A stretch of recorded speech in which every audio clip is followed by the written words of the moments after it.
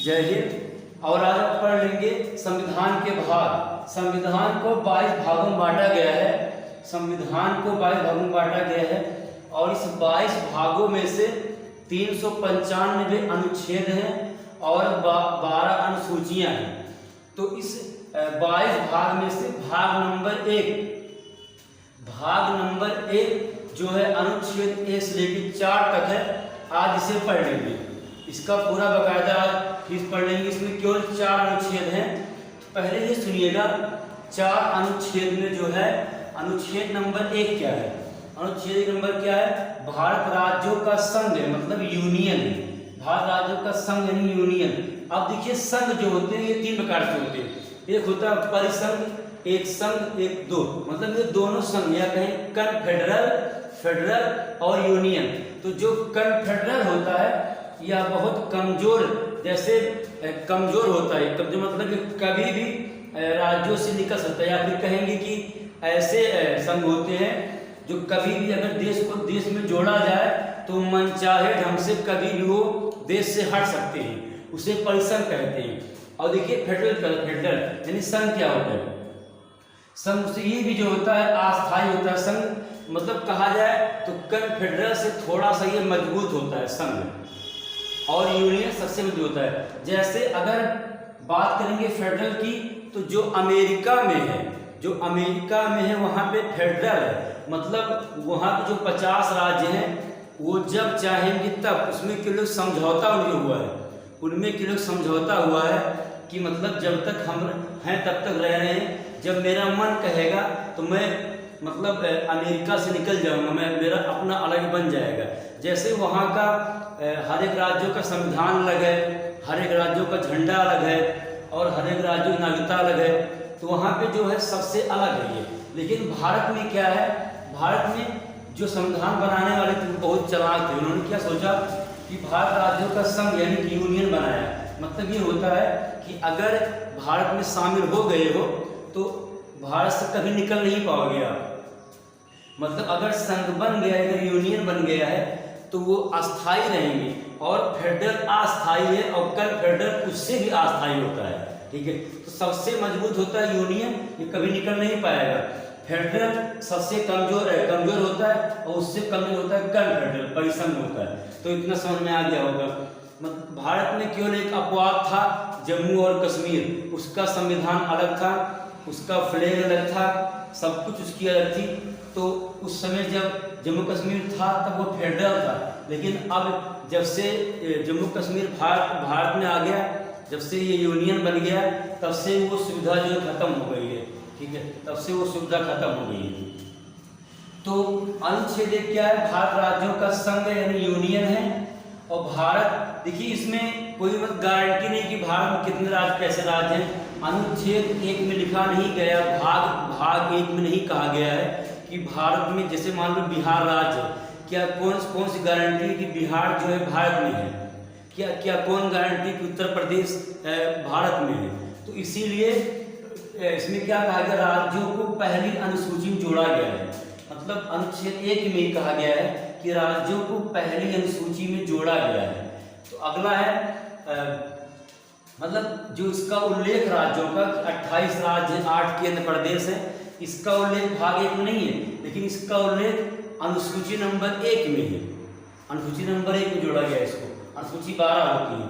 और देखिए 3 प्रकार से क्षेत्रफल होते हैं। क्षेत्र 3 प्रकार से होते हैं। कौन कौन? देखिएगा, स्टेट 28 है, सेंट्रल संघ 8 है, और अर्जित प्रदेश, अर्जित क्षेत्र। अर्जित मतलब ये होता है कि जैसे बलूचिस्तान भी इस समय चल रहा है, जो है पाकिस्तान का रहा है कि वो मेरा है और भारत का रहा है वो मेरा है।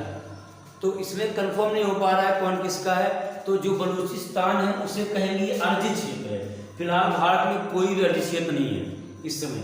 ठीक है, तो स्टेट तो 6 3 प्रकार से होते हैं। स्टेट 28 है, सेंट्रल 8 है, और अर्जित भारत में कुछ भी नहीं है। ठीक, बलूचिस्तान अगर आएगा तो भारत में एक हो जाएगा, लेकिन पाकिस्तान से विवाद चल रहा है इसके बारे में।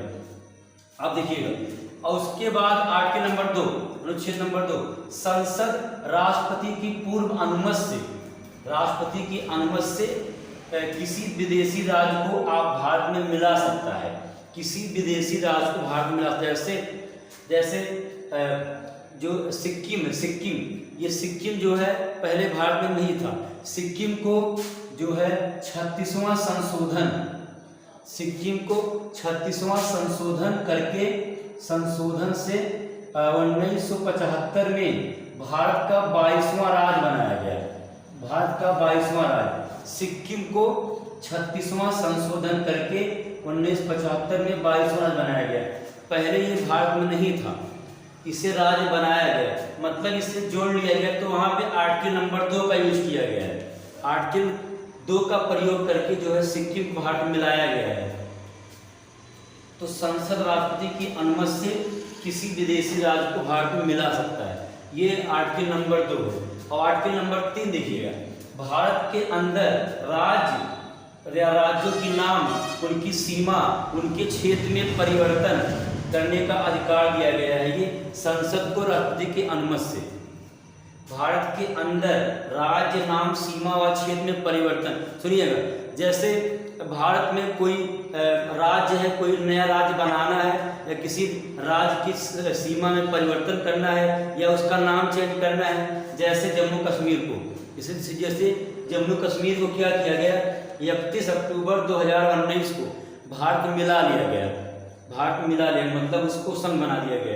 तो जो नया राज्य बनाया या फिर उसका नाम बदला गया या कुछ किया गया क्षेत्र में, वो आर्टिकल नंबर 3 का यूज किया गया है।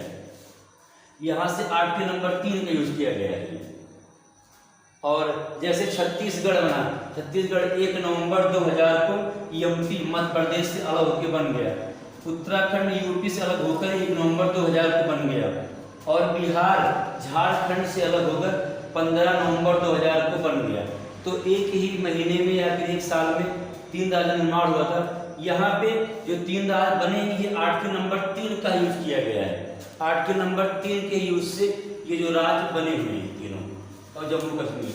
तो और आर्टिकल नंबर 4 क्या है, आर्टिकल नंबर अनुच्छेद 2 व अनुच्छेद 3 का, अनुच्छेद 2 व 3 का प्रयोग करने पर इसमें कह रहा है कि किसी भी संशोधन की आवश्यकता नहीं होगी।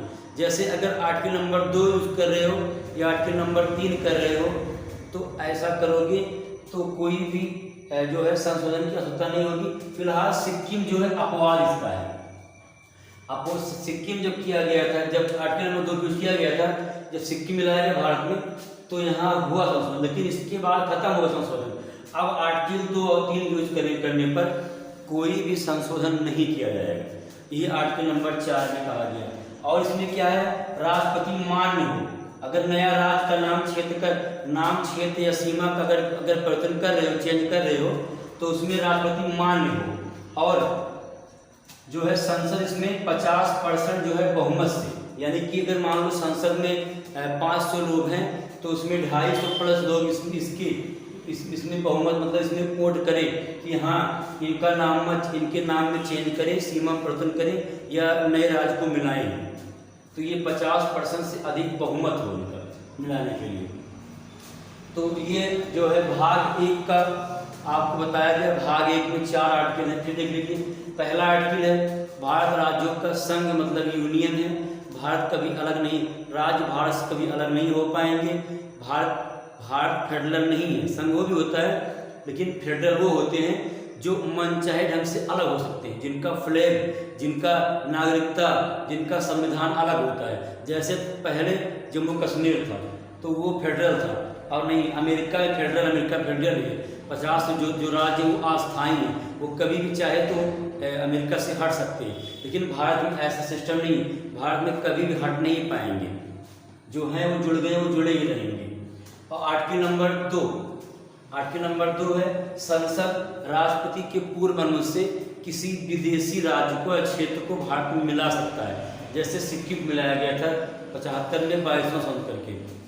आर्टिकल नंबर 3 है भारत के अंदर किसी भी राज्य की सीमा में, नाम में परिवर्तन कर सकता है या क्षेत्र को बढ़ा सकता है, नया राज्य बना सकता है।